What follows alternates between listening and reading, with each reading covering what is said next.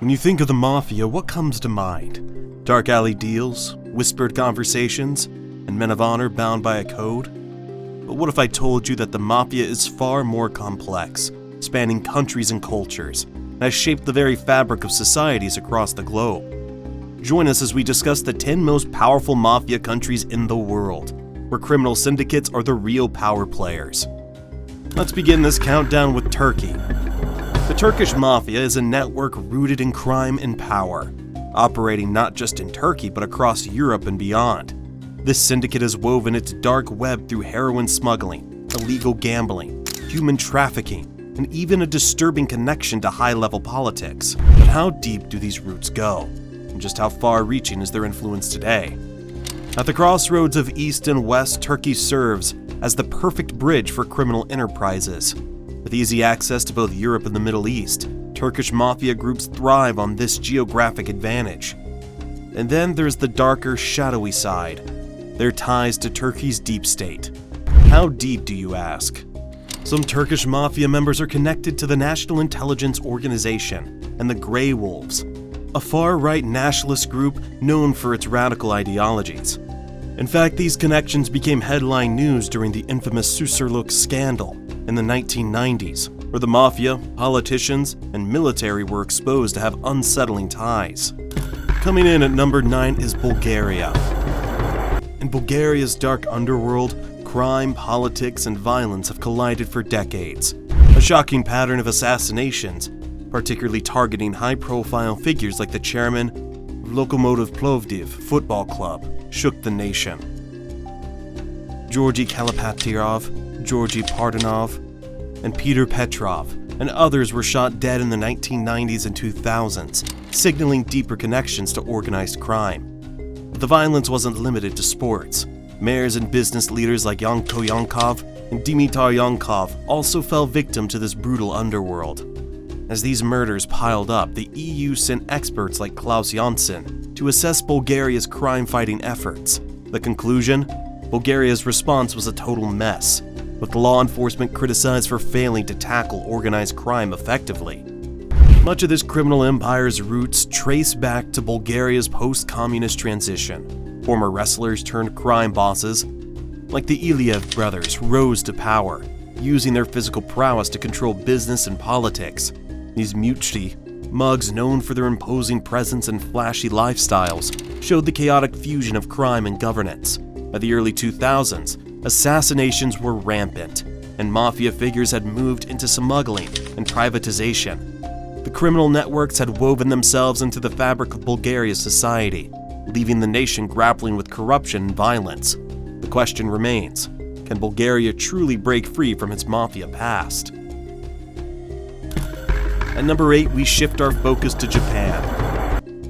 Japan is home to one of the most notorious and historically significant mafia organizations in the world, the Yakuza. But what makes them so unique? Originating from a unique cultural practice, holding a Japanese sword, the Yakuza developed a chilling initiation ritual, severing fingers to weaken a sword's grip, symbolizing a reliance on the group over individual strength. Tattoos, or irizumi, play a major role too. These intricate hand-poked and full-bodied tattoos are often displayed only among members, proving a shared identity and brotherhood. But it's not just about rituals. In the 1960s, the Yakuza boasted over 180,000 members. Fast forward to 2023, and due to intense police crackdowns, their numbers have dwindled to around 20,000. Despite this, the Yakuza's influence remains undeniable, with major syndicates like Yamaguchi Gumi, Kobe Yamaguchi Gumi, Sumi Yoshikai still operating in the shadows. Interestingly, many Yakuza members come from Japan's socially marginalized communities, such as the Burakumin, or ethnic Koreans, reinforcing their outsider status within Japanese society. Next up is Brazil. Brazil is home to one of the most notorious criminal syndicates, Commando CV. Formed in the prisons of Rio de Janeiro, this gang became infamous for its violent clashes with the state, such as the downing of a police helicopter in 2016. But here's the kicker. They don't just rely on violence to expand their influence. They recruit Brazilian youth through funk music, using it as a cultural lure. Funk artists sponsored by the CV often create prohibido, music so controversial it can't legally be aired, but still dominates pirate radio waves. How's that for a recruitment tool? And then there are the legendary leaders, men like Fernandinho, who, even from behind bars, formed alliances with the FARC to dominate the cocaine trade. Moving to number 6, we find Russia. When you think of powerful mafia organizations, the Russian mafia ranks among the most notorious, and their influence reaches far beyond their home borders. One place that has felt the weight of their presence is Malaga, Spain, where a series of major raids took place targeting Russian mafia clans involved in large-scale money laundering operations. In Malaga, authorities conducted sweeping raids that led to the arrest of 11 high-profile members and associates of 2 infamous mafia clans, the Solntsevskaya and the Izmailovskaya. The scope of the operation was staggering. Money, firearms, and 23 high-end luxury vehicles were seized, hinting at the massive scale of their illegal enterprises.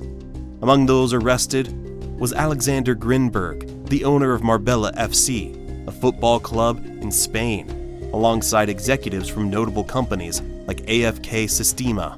You might ask, who exactly pulls the strings in these organizations? One of the most famous alleged mafia bosses is Alexander Torshin, a name tied to the upper echelons of Russian power. With connections spanning politics, business, and organized crime, Torshin represents the shadowy overlap between the legitimate and criminal worlds. But Torshin isn't the only one. The Russian mafia operates globally, infiltrating industries, economies, and even political systems. Now let's take a look at Italy. Italy is the birthplace of the mafia, and no discussion about organized crime would be complete without Cosa Nostra, Camorra, and 'Ndrangheta. These families have controlled Italy's underworld for centuries, managing everything from drug trafficking to waste management. Let's start with Italy, home to the infamous Sicilian Mafia, or Cosa Nostra, which translates to this thing of ours. The Sicilian Mafia has been called many things over the years, like the honored society, but what really makes it stand out? It's not just an organization of criminals. It's a deeply rooted network of power and trust that's been controlling everything from drug trafficking to gambling, not just in Italy but internationally. From Sicily to the streets of New York, the influence of the Sicilian Mafia stretches far and wide, with ties to the Gambino family in the US. Speaking of the US, did you know that the American Mafia has strong connections to Italy? Groups like the Gambinos have built empires by collaborating with Sicilian mafiosi. Their influence on industries such as food, construction, and online betting is undeniable, raking in millions of dollars through extortion, fraud, and illicit businesses. Next up, we have Albania. Albania may be a small country, but its mafia has quickly risen to become one of Europe's most feared criminal organizations. The Albanian mafia is notorious for controlling much of the European drug trade, especially cocaine, and has established alliances with South American cartels.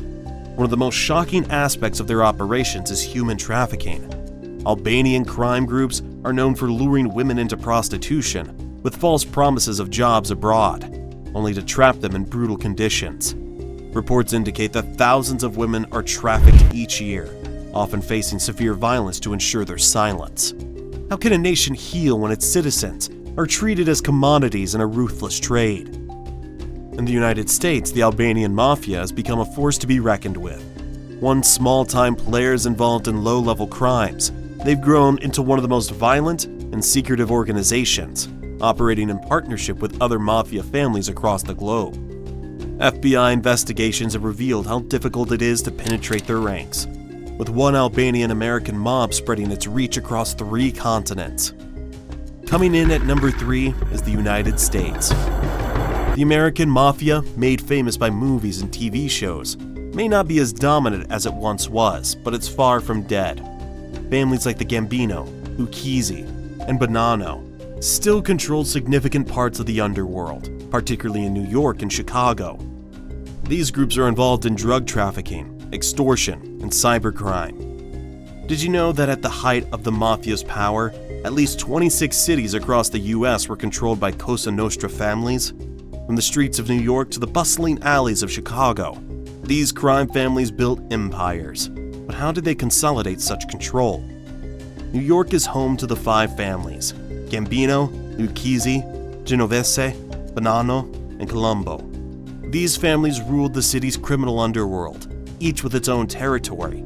They weren't just street gangs. They operated like powerful corporations, overseeing everything from labor racketeering to drug smuggling. Their influence even stretched to restaurants, which became hubs for secret meetings and smuggling operations. Did you know that from 1985 to 1987, Sicilian mafiosi imported around $1.65 billion worth of heroin into the US through pizzerias? Then there's Las Vegas. After World War II, the Mafia played a major role in the city's development. Casinos like the Flamingo were financed by Mafia families, and they used these legitimate businesses to fund illegal activities. As Vegas grew, so did the Mafia's power, with millions flowing into casinos, strengthening both the local economy and the Mafia's grip on organized crime. And finally, we have Colombia. The Colombian Mafia, dominated by powerful drug cartels like the Medellin and Cali cartels, left a mark on the nation. Pablo Escobar's Medellin cartel was notorious for its violent grip on the cocaine trade, transforming Colombia into one of the most dangerous places on earth. Escobar's wealth and ruthlessness terrorized the country, leading to a violent war against the state. Meanwhile, the Cali cartel operated more discreetly, relying on bribes and less overt violence to control their share of the cocaine market. But what happens when these cartels fall? Despite their dismantling, the drug trade didn't disappear. It's fragmented, leading to the rise of smaller, equally dangerous groups like paramilitary organizations and guerrillas. Is it possible to heal a country so deeply scarred by years of violence and corruption? Throughout this video, we've handled 10 countries with the most powerful mafias in the world. Did we miss any? Let us know in the comments below. We hope you enjoyed watching the video. If you did, please like the video and share it with your friends, and subscribe to the channel. Thanks for watching.